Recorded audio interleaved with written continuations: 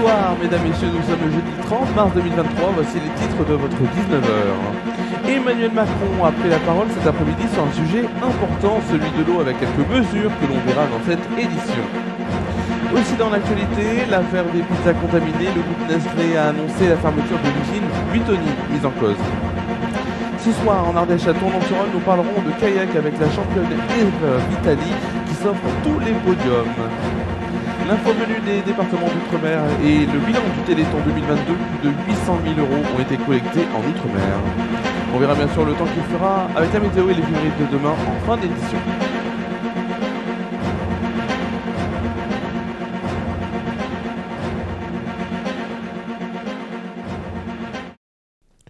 On va commencer ce 19h, avec cette prise de parole d'Emmanuel Macron, le président de la République française, donc, qui a pris la parole sur le sujet de l'eau. Alors il a déjà déclaré que la France doit atteindre l'objectif des 10% de réutilisation d'eau usée d'ici 2030. Moins de 1% de ces eaux sont aujourd'hui réutilisées. Il veut aussi aller vers une tarification progressive et responsable de l'eau généralisée. Il a annoncé un programme d'investissement non chiffré pour adapter au réchauffement climatique les centrales nucléaires, troisième consommatrice d'eau en France pour se refroidir. Environ 12% de l'eau consommée en France l'est par les centrales.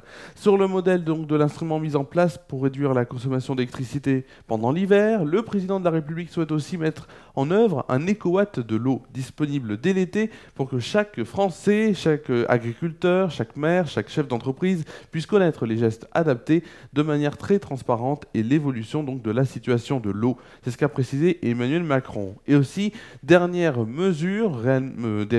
mesure, dès 2024, le gouvernement veut mobiliser 180 millions d'euros par an pour résorber en urgence les fuites d'eau en France dans les points les plus sensibles.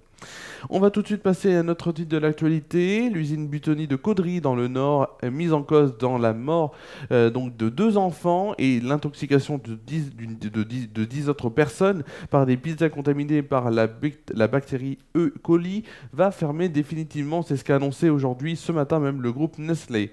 L'activité du site avait été suspendue le 2 mars après une réouverture partielle mi-décembre. Alors aucun licenciement ne sera notifié avant le 31 décembre 2023. C'est ce que précise Nestlé. Le groupe qui s'engage en parallèle à lancer un processus de recherche de solutions de reprise solide et pérenne dans l'usine et à proposer à ses 140 salariés de l'usine une opportunité de reclassement interne.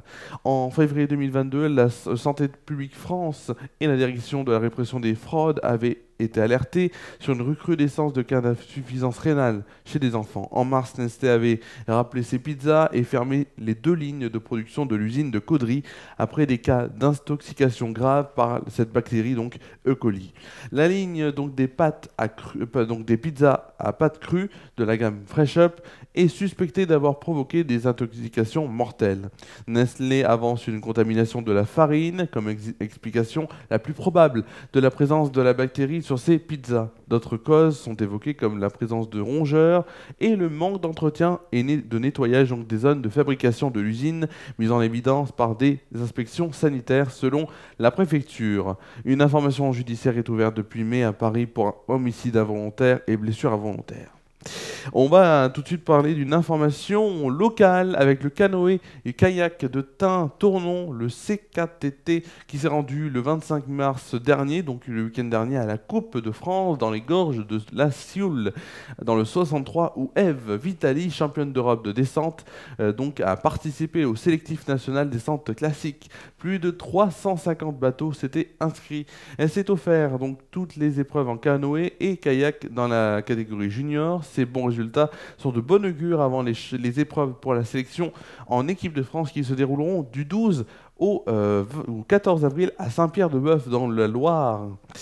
Direction maintenant les départements d'outre-mer, maintenant ou 3 mois après la fin du marathon télévisuel proposé par France Télévisions, l'association française contre les myopathies, l'AFM, qui lutte contre les maladies génétiques, a révélé aujourd'hui le compteur définitif de cette 36e collecte. Au niveau national, ce sont 90 839 067 € qui ont été collectés, soit le meilleur résultat depuis 2016. Du côté des Outre-mer, 808 45 € ont été récoltés, hein, les dons ont été récoltés. Alors, notamment par rapport aux différents départements, on a donc la Guadeloupe qui a récolté 117 658 €, Saint-Martin 1370 €, la Martinique 156 349 €, la Guyane 56 607 €, la Réunion 342 157 €, Saint-Pierre-et-Miquelon 31 677 €, Mayotte 1755 €, et enfin la Polynésie française avec 16 833 €. Donc tout cet argent qui ont été collectés pour une bonne cause, c'est bien sûr le Téléthon et l'AFM Téléthon. On va tout de suite passer à une rubrique que vous adorez. Cette rubrique, c'est une rubrique qui nous intéresse puisqu'elle nous dit si on sort quelque part le lendemain, quel temps va-t-il faire? C'est plus simple comme ça, c'est tout de suite la météo.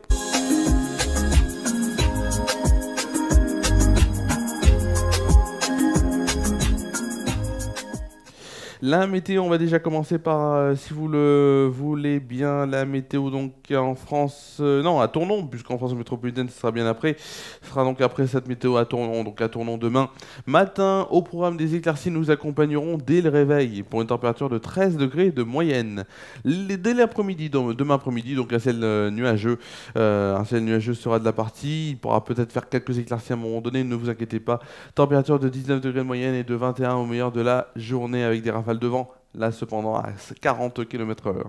En soirée, les éclaircies concluront cette journée. Il fera une température de 16 degrés de moyenne. Tout de suite, la météo en France métropolitaine. Demain matin, le vent souffle fortement sur la moitié nord du pays avec des rafales de 90 à 100 km/h, voire localement 110 km/h. Dans l'intérieur de la moitié nord, les rafales atteignent 80 km/h. Au sud-est, le temps reste sec avec une alternance de passages nuageux et l'éclaircie et le renforcement du vent d'ouest.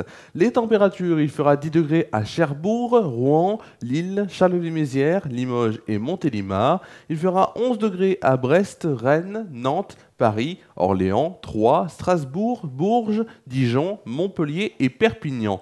12 degrés pour La Rochelle, Toulouse, Marseille et Nice. 13 degrés à Bordeaux et Lyon. Pour le plus froid, il fera à Ajaccio la température de 8 degrés. À l'inverse, où il fera le plus chaud, ce sera à Biarritz, où il fera une température de 14 degrés. Demain après-midi, le temps instable gagne la majeure partie du pays, avec une alternance d'éclaircies et de passages nuageux porteurs d'averses. Le vent reste très soutenu sur la moitié nord-est. Un temps plus sec concerne les régions situées du sud de la Garonne à la Méditerranée, où le vent souffle fort également. Les températures, 11 degrés à Cherbourg, Rouen et Charleville-Mézières, 13 degrés pour Rennes, Nantes, Orléans, Troyes, Bourges et Limoges, 14 degrés pour Paris, Strasbourg, Dijon et La Rochelle, 16 degrés à Bordeaux, Biarritz et Toulouse, 18 degrés pour Lyon, 19 degrés à Montélimar et 20 degrés pour Perpignan et Montpellier. La température la plus froide, ce sera pour Lille avec 10 degrés, à l'inverse où il fera le plus chaud, ce sera à Nice où il fera une température de 21 degrés. On fêtera demain la Saint-Benjamin, le soleil se lèvera à 7h31 et se couchera à 20h19. On gagnera ainsi 4 minutes de soleil. La suite sur Référa News. La suite sur Référa News, c'est quoi, vous allez me dire? Hop. La suite sur Référa News, c'est quoi? Et bien la suite sur Référa News, c'est tout simplement, demain déjà, on se retrouve très tôt. On se retrouve très tôt, donc dès 7h du matin, pour la presque libre antenne qui sera de retour sur Déclic Radio, 7h, 8h30 en direct avec Quentin, avec Juliette et moi-même. On sera là, on vous divertira pendant une bonne heure et demie. Voilà, sur Déclic Radio. Ensuite, il y aura bien sûr sur Déclic Radio toujours la revue de presse que je présente toujours. La revue de presse donc entre 11h45 et 11h50 à la fin du MAG qui sera toujours le MAG donc de 11h à midi sur Déclic Radio animé par Maria avec comme invité Vokora, et on se retrouvera bien sûr aussi pour le 19h. Dernière édition de la semaine en inédit à 19h, ce sera donc demain. Ensuite, dimanche, soirée spéciale PSG-OL à partir de 20h25.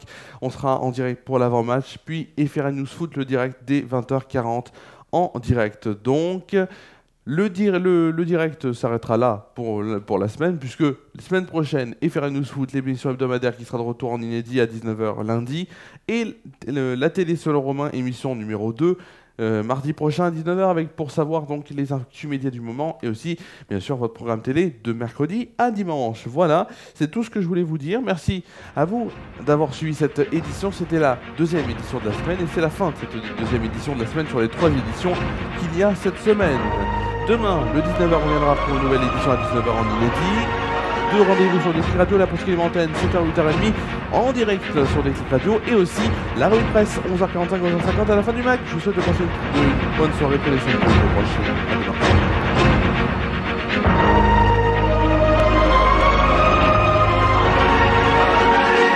Toute l'information est à suivre lors du prochain JT. Les JT sont le mercredi, jeudi et vendredi à 19h sur FRA News.